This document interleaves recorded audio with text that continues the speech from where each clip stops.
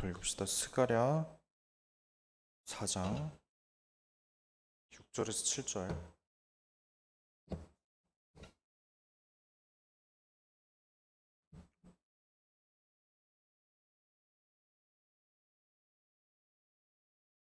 스가랴 4장 6절에서 7절. 찾으셨으면 다 같이 읽습니다. 그가 내게 대답하여 이르되 여호와께서 스룹바벨에게 하신 말씀이 이러하니라. 만군의 여호와께서 말씀하시되 이는 힘으로 되지 아니하며 능력으로 되지 아니하고 오직 나의 영으로 되느니라.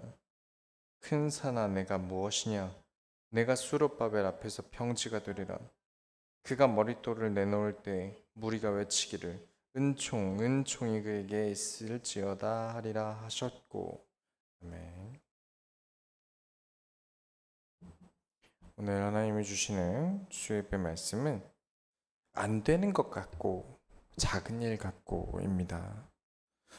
지난주도 말씀을 드렸지만 스가랴서는 정말 한 장 한 장이 짧아요. 오늘도 유독 짧을 거예요.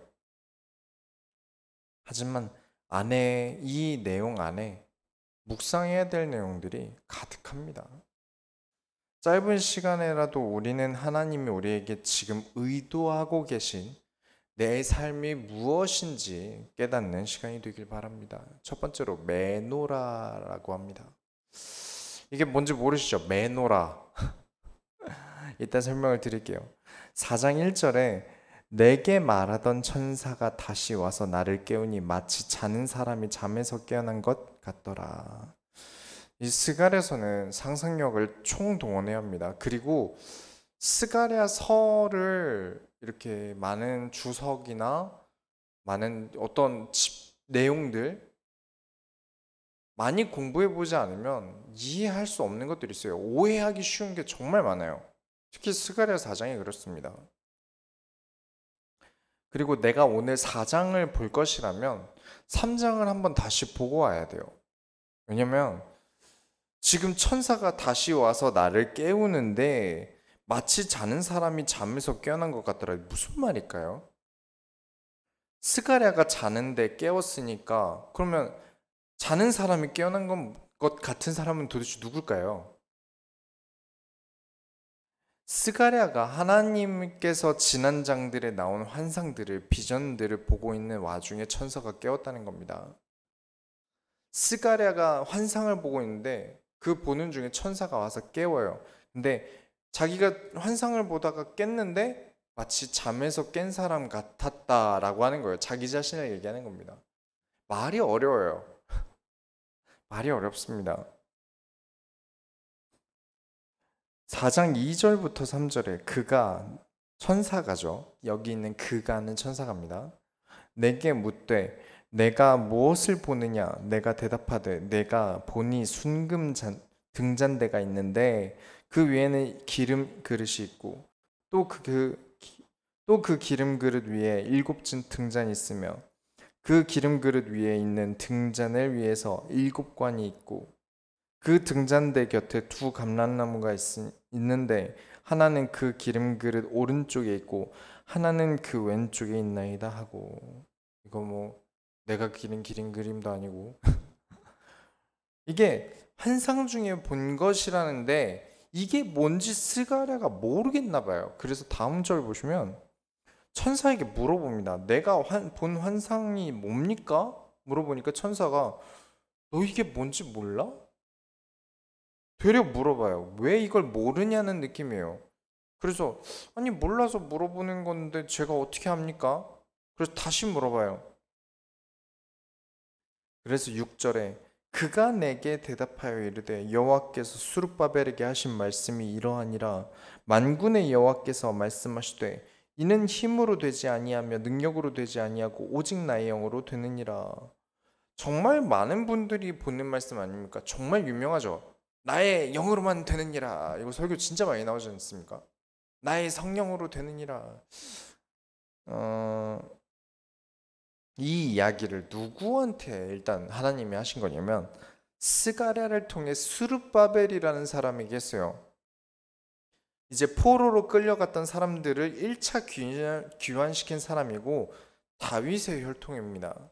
그리고 이 유다에 와서 총독으로 지냈어요. 아직 유다가 완전한 해방을 한 게 아니었기 때문에 왕이 없었거든요. 그래서 수르바벨이 사실상 왕처럼 역할을 합니다. 이 구절을 보고 하나님의 영으로 되는 거지 힘으로 능력으로 되는 게 아니야 정도로 깨닫고 있으신데 맞지만 우리는 더 그보다 깊이 깨달아야겠습니다. 지금 이전에 이 일곱 등잔대 일곱 촛불이 뭡니까 물어봤는데 그럼 그게 뭔지 설명해야 되는데 갑자기 스룹바벨에게 말씀하여 이르시되 말씀하신 말씀이 이러하니라 만군의 여호와가 말씀하시되 이는 힘으로 되지 아니하며 능력으로 되지 아니고 무슨 상관입니까? 앞절이랑 무슨 상관이 있죠? 그래서 알고 봐야 되는 겁니다. 한 구절만 보면 이 말씀을 제대로 깨달을 수가 없어요. 아까 본 순금 그 등잔대가 있지 않습니까? 그 위에 기름 그릇이 있고요. 그 위에 7 등잔대가 있다 그래요. 7 관이 있다고 하고요. 이게 스가랴가 뭔지 모르는 게 말이 안 됩니다. 그래서 천사가 너 이게 뭔지 몰라? 하고 물어보는 거예요. 왜냐면 이건 이미 있던 거예요. 이 7 등잔대를 메노라라고 합니다. 유대인들이 굉장히 중요하게 생각하는 것 중 하나예요. 이미 솔로몬 성전 때도 만들어서 성전에 진열돼 있던 거예요. 그걸 메노라라고 해요. 이걸 제가 언제 알았냐면 예전에 이제 제가 모세 오경할 때 무교병을 구매해서 같이 성도님들과 나눠 먹지 않았습니까? 그거 이스라엘에서 파는 걸 이제 직수입해서 사오는 거예요. 우리가 모세 오경할 때 좀 더 와닿고 싶어서 그걸 찾아보는데 7 등잔대도 팔고 있는 거예요. 물론 도금이겠죠. 순금이 아니라. 그래서 소형, 대형 이렇게 해서 팔더라고요. 그때 알았습니다. 이걸 메노라라고 하는구나. 그래서 사볼까 했는데 꼭 필요한 건 아닌 것 같아서 구매하진 않았지만 여러분 검색하시면 메노라라고 검색하면 그 7 등잔대가 나옵니다. 단순히 이 메노라를 요한도 환상으로 보고 스가랴도 환상으로 보는 어떤 환상의 존재가 아니라 출애굽기 때 이미 하나님이 만들라고 하신 거였어요. 성막 지을 때 이미 만들었던 겁니다. 근데 이 하나님이 비전으로 제시해서 만들라고 했던 이 등잔대가 성막에선 딱 하나 있었어요.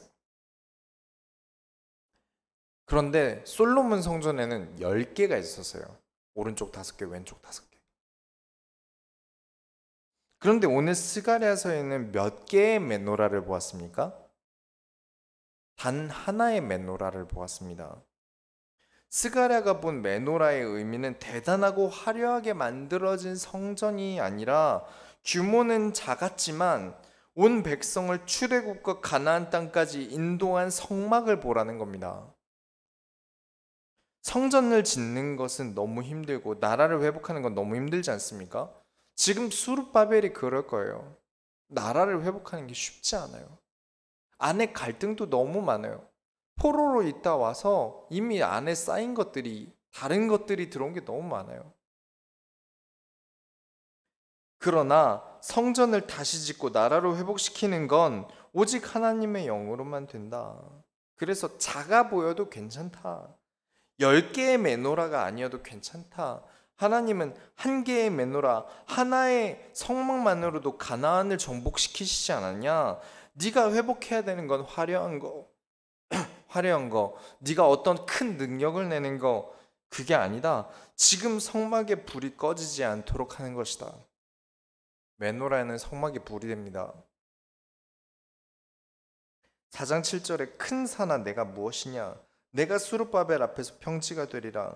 그가 머릿돌을 내놓을 때 무리가 외치기를 은총이 그에게 있을지어다 하리라 하셨고, 무슨 뜻입니까? 일이 너무 어렵다는 거예요. 큰 산 같아요. 하지만 하나님이 하시면 된다. 작은 산은 어떻게 해보겠는데 너무 큰 산이에요. 이걸 깎고 어떻게 할 수가 없어요. 의미가 그렇다는 겁니다. 진짜 산을 깎아서 성전을 짓는다는 게 아니라 너무 큰 문제 같아요. 그러나 하나님은 하실 수 있다. 평지가 되게 될 것이다. 그가 성전을 짓기 위한 머릿돈을 넣을 때 사람들의 은혜가 회복될 것이다. 그래서 사람들이 은총이다.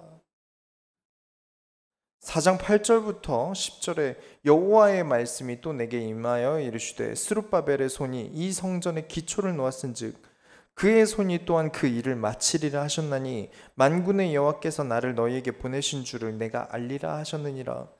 작은 일의 날이라고 멸시하는 자가 누구냐? 사람들이 스룹바벨의 손에 다림줄이 있음을 보고 기뻐하리라. 이 일곱은 온 세상에 두루 다니는 여호와의 눈이니라 하니라. 하나님이 이 일이 미치는 게 작아 보여요. 눈에 보이기에 너무 시작이 작아 보일 수 있어요. 별일 아닌 것 같을 수 있어요. 성전이 아닌 성막 따위가 뭘 하겠냐 싶을 수 있어요. 그러나 그 무엇도 세상을 두루 다니는 여호와의 눈은 피할 수 없습니다. 그러면 하나님의 일은 어떻게 합니까? 두 번째로 감람나무를 또 보았다 그랬죠. 스가랴가 감람나무를 보았는데 11절에 보면 내가 그에게 물어 이르되 등잔대 좌우에 두 감람나무는 무슨 뜻이니까 하고 이렇게 한번 물어봤는데 대답이 없나 봐요. 그래서 또 물어봐요. 12절에 다시 한번 물어봅니다. 다시 그에게 물어 이르되 금기름을 흘리는 두 금관 옆에 있는 이 감람나무 두 가지는 무슨 뜻이니까 하니 그랬더니 천사가 이거 몰라? 네가 이걸 몰라? 또 왜 모르느냐는 듯이 대답을 해요. 그래서 가르쳐 달라고 하니까 14절에 이르되 이는 기름 부음 받은 자 둘이니 온 세상의 주 앞에 서 있는 자니라 하더라. 자, 여기서 급 충격이 오시는 분들이 있어요. 기름 부음 받은 자라는 단어만 보면 바로 등골이 서는 분들이 계세요. 그리스도의 상징 아닙니까? 그리스도 뜻이 기름 부음 받은 자니까요. 그런데 여기 두 사람이 되었으니까 난리가 나는 거죠. 기름 부음 받은 자 둘이니라 이러니까 이단들이 이 구절에서 많이 나와버립니다. 자꾸 가져다 써요. 이래서 우리가 많이 알고 많이 배워야 돼요. 어느 유명한 강사, 목사님 한 사람만의 지식으로 내 지식을 만들면 안 됩니다. 많은 신학자, 목회자, 그리고 유대 관련 사람들, 그런 사람들의 강의도 듣고 혼자 연구를 해봐야죠. 목회자는 그래야 된다는 겁니다. 성도는 어쩔 수 없다 하더라도. 그리고 성도라면 혼자 낑낑대면서 혼자 막 이상하게 해석하려고는 안 하셨으면 좋겠어요. 이런 데서 실수가 많이 나옵니다. 신학교에서 지금까지 공부의 기초고 신학교를 졸업할 때 이런 조언을 진짜 많이 하세요. 지금까지 너는 공부하는 습관을 기른 거고 성경 보는 습관을 기른 거다. 졸업하고 나서부터는 진짜 너 혼자 많이 공부해야 된다. 항상 성경 손에 떼지 말고 신학 관련돼서 공부는 혼자 계속 해가야 된다. 이 얘기를 하시거든요. 근데 많은 분들이 안 하세요. 기름 부음을 누구에게 받습니까? 이거부터 생각해 봐야 돼요. 왕, 선지자, 제사장이죠. 자, 선지자 어디 있습니까? 지금 우리가 보고 있습니다. 스가랴가 선지자입니다. 그리고 우리가 지난 장에 보았던 제사장 여호수아가 있습니다. 난리가 났었죠. 그래서 전장까지 인식하면서 사장을 봐야 된다는 거예요. 그리고 당시 왕이 없는 관계로 스룹바벨이라는 사람이 왕 역할을 했고요. 이 사람의 후손으로 누가 오신다고요? 예수님이 오시죠. 다윗의 혈통입니다. 자, 왕, 선지자, 제사장 다 모여 있네요. 그리고 주 앞에 서 있는 자라고 합니다. 너희가 그리스도께서 하셔야 할 일을 해라. 그리스도께서 오실 일을 분명히 하려면 어떻게 해야 됩니까? 말씀을 회복해야 되죠. 말씀을 회복하려면 뭘 회복해야 됩니까? 성전을 회복해야 되죠. 나라를 운영하는 것 선지자만으로는 안 됩니다. 제사장만으로도 안 돼요. 그럼 왕만으로 됩니까? 아니죠. 그래서 하나님이 이 세 사람을 앉혀놓고 얘기하시는 겁니다. 그 선지자인 스가랴는 감람나무 한 개를 더 볼 필요가 없어요. 자기 자신이니까요. 왕 역할을 하는 수르바벨에게 네 힘으로 하지 마라, 네 능력으로 하지 마라. 이 나라는 그것만으로 절대 회복되지 않는다. 오직 하나님의 영으로 일해야 한다. 하나님의 영으로 하나님이 주신 일을 하려는데 하찮게 보이는 일부터 하게 된다고 생각하지 마라. 그 일로 하나님은 시작하신다. 아까 말씀을 주신 거죠. 이 세 가지 직분을 가진 자들이 바로 서야 나라가 회복된다는 겁니다. 결국 그리스도를 설명하기 위한 세 직분을 얘기하고 있는 건데 사람들이 그럼 그리스도가 둘인가 보다. 감람나무는 기름 부음 받은 자니까 둘인가 보다. 정말 결론을 내리겠습니다. 우리가 하나님의 소원을 이룬다라고 시작해서 뭔가 대단한 일이 시작될 것 같았는데 1년 반이 넘게 지나면서 나는 여전히 작은 일을 하고 있다라는 생각 혹시 안 드십니까? 교회가 막 성도가 많이 느는 것도 아니고 나는 여전히 직장에서 고생하고 교회 와도 큰일 나는 것도 아니고 그런 생각이 막 들고 계시진 않으세요? 그 생각을 꺾어내셔야 됩니다. 안 그러면 앞으로도 여러분의 금초대는 작아 보일 거예요. 성막이 별거 아닌 것처럼 보일 거예요. 성전쯤 돼야 뭔가 되는 것 같을 거예요. 그런데 하나님은 성막으로 일하기를 결정하셨답니다. 그 이후에 성전까지 채우시겠대요. 그리고 우리에게 경고하십니다. 네 능력대로 되는 거 아니다. 네 힘으로 되는 거 아니다. 하나님의 영으로 일해라. 곧 하나님과 함께함으로 일해라. 그리고 작은 일을 시킬 거다. 그런데 그 작은 일 속에 크신 역사를 체험하면 큰 산이라도 평지가 될 것이다. 딱 한 가지, 딱 하나의 성전 말고 두 성전은 다 성막을 거쳐서 성전이 되었습니다. 그렇게 봐야 돼요. 성막의 언약이 회복된 다음에 성전의 언약이 일어나는 겁니다. 근데 크고 의리의리한 성전부터 지어놓으면 어떻게 됩니까? 그게 예수님이 저주하셨던 헤롯 성전이 됩니다. 이해 가십니까? 언약부터, 작은 것부터 하나님이 주신 언약으로 계속 키워나가는 게 중요한 겁니다. 당장 큰 일을 하고 큰 역사를 내가 일으키고에 내 마음을 쏟으면 안 돼요. 나의 작은 것부터 고쳐나가면서 하나님의 크신 일까지 나아가는 겁니다. 교회는 모여서 말씀으로 대화하고 하나님의 소원을 향해 가는 곳이 교회입니다. 그래야만 성전을 회복하고 말씀을 회복하고 내 삶이라는 나라를 회복합니다. 우리가 하나님의 소원을 이뤄드립시다. 기도하겠습니다. 하나님 감사합니다. 우리가 작은 것부터 작다고 등한시하지 않고 이 작은 일을 인해 하나님의 크신 일을 보는 모든 소원교회 성도들이 되게 하여 주옵소서. 살아계신 예수 그리스도의 이름으로 기도드렸습니다. 아멘.